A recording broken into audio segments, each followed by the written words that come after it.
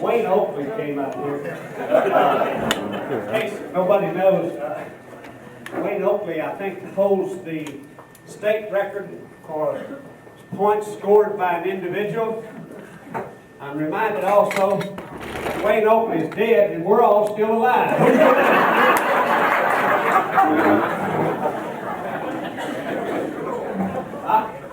I would like to kind of go back to the beginning of our team, and that was a lot of excitement in the school when we first heard that we were going to have a basketball team. And we had to, as mentioned before, my brother was working with the Knights of Columbus grand night. He was talking to Father Hill about using some of the money from the barbecue to buy uniforms. And we didn't know whether we were going to get uniforms. We finally got uniforms, and damn, we looked good in those uniforms. And at that point, we thought Nebo was a bone disorder. And we got the Nebo that night. A lot of cars left Uniontown with us trailing one behind the other. And this is the way I recall it.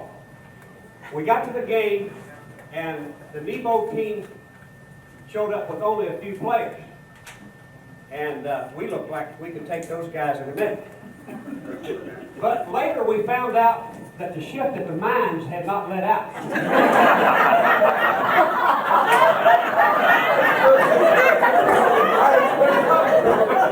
Now, when the shift let out, a bunch of guys showed up with dinner buckets, coal dust around their eyes, and when we were on the floor, they still had coal dust up there. I saw that. They had hair on their chest. A few of them drug their knuckles. And once or twice, I got knocked down. They scored 2 points, patted me on the head, grunted, and ran to the other end of the floor. I didn't know where I was. Soon found out that this was our first basketball game. Later, I thought something good has to come out of this.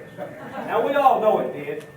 After 12 or 13 years, our ridiculous moves on the basketball court inspired a bunch of young folks. And so, it just occurred to me, we are standing right where the nuns prayed each morning that they could make it through the day with something. Did that occur to anybody else? I mentioned to Father Mills, I think one of the things I regretted the most because the nuns were tremendously interested in our basketball team. And none of them ever got to see us play. I don't know if later years did they or not. But I know that now, you see nuns driving cars, and I don't know what all they do, but you go everywhere.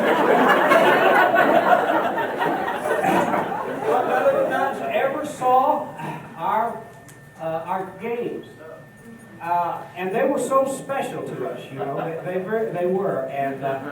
And the thought just occurred to me, I'm speaking very reverent about somebody who pulled my hair, pulled my ears, whacked me on the head, and hit me with a sharp ruler.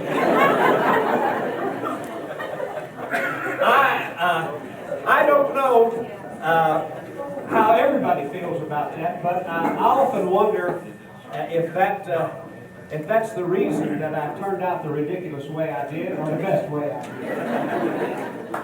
But at any rate, I think that we owe them a lot. I was so proud to have an education at St Agnes. I don't know whether anybody else feels that way because a lot of you stayed here. I left, so I had a lot of time to reflect on that.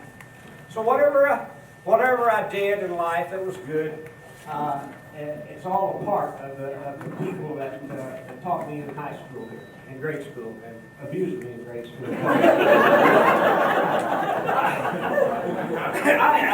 I'm very fortunate because even though I'm away from here, I have an close association with Dick Thomas and Red Watson, who both went to school here. So we're all sharing stories from time to time, and how funny it was that we would all feel the same. If you can recall sitting in the classroom and one of your friends standing up and getting beat about the head by one of them. That's one of the funniest things in the world.